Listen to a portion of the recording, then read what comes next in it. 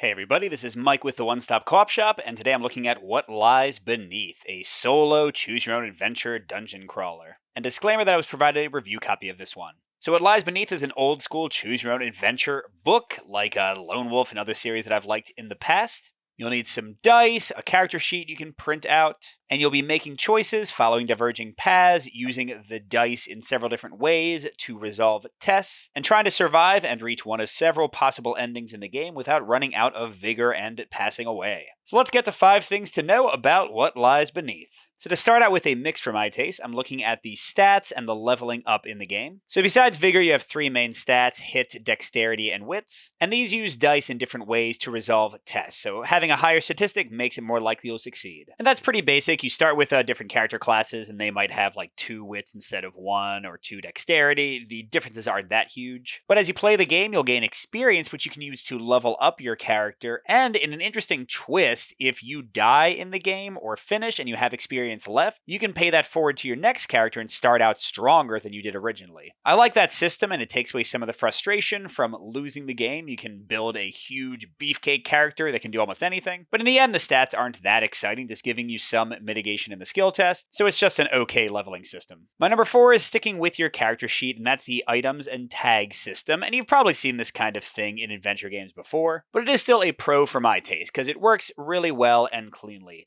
So as you get items and tags, you just write them down on your character sheet. And then when you get to choices in the game book, it'll ask you if you have certain things, and that will either allow you to or force you to do different things. But on top of that, in a cool, more detailed touch, many of the items have ongoing effects. Now, you do have to look in the back of the rulebook to figure out what they do, which is a little bit annoying the first time you get something. But still, I like the detail here. I like how your character can feel quite different on different playthroughs if you get different equipment. So a pretty cool, straightforward system overall. For my number 3 point, which I'm also going to call a pro for my taste, I'm looking at the actual narrative writing. And interestingly, compared to a lot of these adventure book games, the narrative is not that long. You're just looking at the italicized part here. Often it's only a paragraph or 2 before you get to the actual mechanics and choices of your next step. Longer passages with multiple paragraphs are super rare. You really don't see that many. So this is going to be entirely based on your choice and your preference. I tend to like that this throws you into things very quickly and is very minimalistic with the narrative. You just get what you need and get out and make your next choice. But I guess gamers who are looking to basically read a fantasy book might feel a little let down here. But for my taste, the actual writing and also the little art you see kind of flashing by as I go is really evocative while also being quick-paced and efficient. I appreciate it. For my number 2 point, I'm looking at something that's pretty important to me in Choose Your Own Adventures, and that is the elements of branching in the storyline and going different ways. And early on, you get to choose between 2 different tunnels at the beginning of the game, and that'll take you down somewhat branching paths, and there's even lots of choices within those paths. But then at some point in your play, you reach a halfway point where things branch again, and you can go to different things that will lead you down to the different endings. So there's kind of 2 main branches in the game with some choices within those. You do always end up at the same middle path, but the things you've gained and unlocked before you get there is pretty good.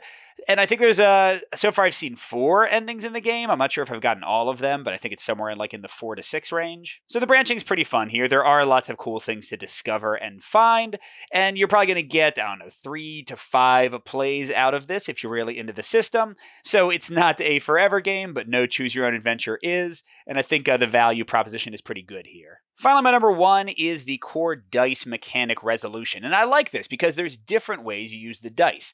When you're in a fight, you just roll them and try to reach a certain number, and you'll have weapons that'll let you add to your dice or re-roll them. But then when you're doing a wits challenge, you have to use mitigation options to change the values of dice to try to get a straight of dice, basically, like here 2, 3, 4, 5. And then for dexterity, you do an actual dexterity challenge where you have to flick the die and hit the column of dice, without knocking over the top one.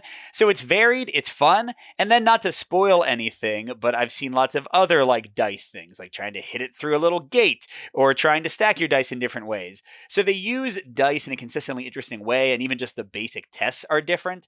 So at least for me, I never got bored of the core resolution systems because there's so much variety in them. So overall, What Lies Beneath is a fun entry in one of my favorite genres, Choose Your Own Adventure books. You might want to check it out if you're a fan of Choose Your Own Adventure stories like Lone Wolf or Fighting Fantasy, or want to try one out. On the other hand, if you want a game that's infinitely replayable or you don't like dice randomness, this one might not appeal to you. Thanks for watching, everybody. Good gaming, and I'll see you at the next stop.